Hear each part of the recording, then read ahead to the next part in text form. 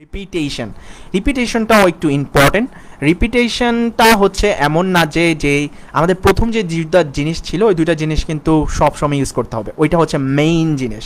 So রিপিটেশনটা হচ্ছে এমন একটা জিনিস যেটা আপনি ইউজ করলেও হয় না করলেও হয়, অর্থাৎ আপনি সবসময় ইউজ করতে হবে এমন কোনো মানে ম্যান্ডেটরি কোনো ধরাবাঁধা ইয়ে নেই যে করতেই হবে। সো চলুন একটা এক্সাম্পল দেখে আসি।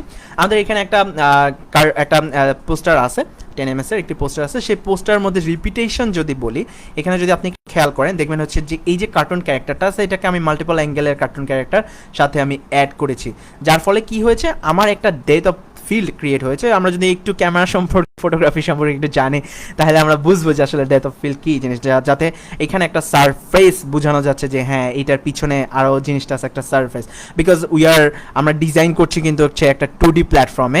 সো অনেক সময় দেখা যায় যে রিপিটেশনটা খুব ইম্পর্টেন্ট হয়ে দাঁড়ায় যখন আপনি চাচ্ছেন 3D কিছু করতে, তখন কিন্তু রিপিটেশনটা খুব ইম্পর্টেন্ট। যে আমি যখন কোনো একটা পোস্টারে 3D ফিল দিতে চাই, নট এ 3D ফিল দিতে চাই, তখন হচ্ছে আমি একটা 2D ডিজাইনকে যদি আমি রিপিটেশন করি সেই ক্ষেত্রে আমি ইজিলি এটা বুঝাতে পারি যে রিপিটেশন। আর একটা সুন্দর এক্সাম্পল আমাদের কাছে আছে, এক্সাম্পলটা যদি আমি দেখি, এইখানে যদি একটা রিপিটেশন দেখেন, এখানে কিন্তু খুব সুন্দর একটা সারফেস ক্রিয়েট করা আছে only for the design principal, যেটাকে বলা হচ্ছে রিপিটেশন ইউজ করে।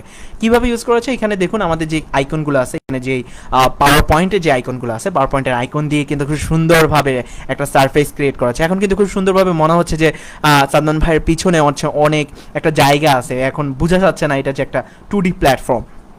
So I think you know that the repetition আসলে কী জিনিস, রিপিটেশনটা হচ্ছে কেন, কীভাবে ইউজ করছে। আই থিঙ্ক এটা নিয়ে বেশি একটা আমি কথা বলবো না, বিকজ ইউ নো দ্যাট এই যে জিনিসগুলো। সো রিপিটেশনটা ইউজ করা যায়, রিপিটেশন ইউজ করে অনেক সময় আমরা ইয়ে করতে পারি। এবং আরেকটা জিনিস একটু বলে রাখি, যেটা রিপিটেশন আর প্যাটার্নের মধ্যে কিছু ডিফারেন্স আছে।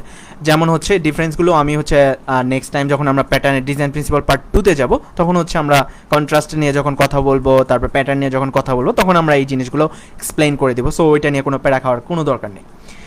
এবার চলে আসি আমাদের হ্যাক্সের কাছে চলে আসি। সো হ্যাক্স যেটা হচ্ছে সেটা হচ্ছে যে এই যে ডিজাইন প্রিন্সিপালের রিপিটেশন যেটা আছে এইটা বেশি ইউজ করা যাবে না, না না। হ্যাঁ, এইটা যদি আপনি বেশি ইউজ করেন তাহলে এইটা আপনার ডিজাইনকে ডিস্ট্রয় করে দিবে। কেন বলতেছি, আপনাকে যখন দেখবেন যে তখন এটা একদম হজবরল হয়ে যেতে পারে, কারণ হচ্ছে যখন আপনি রিপিটেশন ইউজ করতেছেন তখন এইটা it should be 2, 3 or 5, maximum 5, but এর বেশি যদি হয়ে যায় তখন কিন্তু জিনিসটা একদম ক্লাটারি একটা ভাইব ক্রিয়েট করে এবং আপনার ডিজাইনটা কিন্তু টোটালি একদম ডিস্ট্রয় হয়ে যাবে। সেই ক্ষেত্রে কিন্তু এই জিনিসটা আপনার মানে কখনোই কাম্য হবে না যে এত কষ্ট করে একটা ডিজাইন করছেন বাস অনলি একটা থিওরির প্রবলেমের কারণে হচ্ছে repetition. So my hacks is কখনোই কোনো কিছু অতিরিক্ত ব্যবহার করা উচিত না, সেম অ্যাজ রিপিটেশন।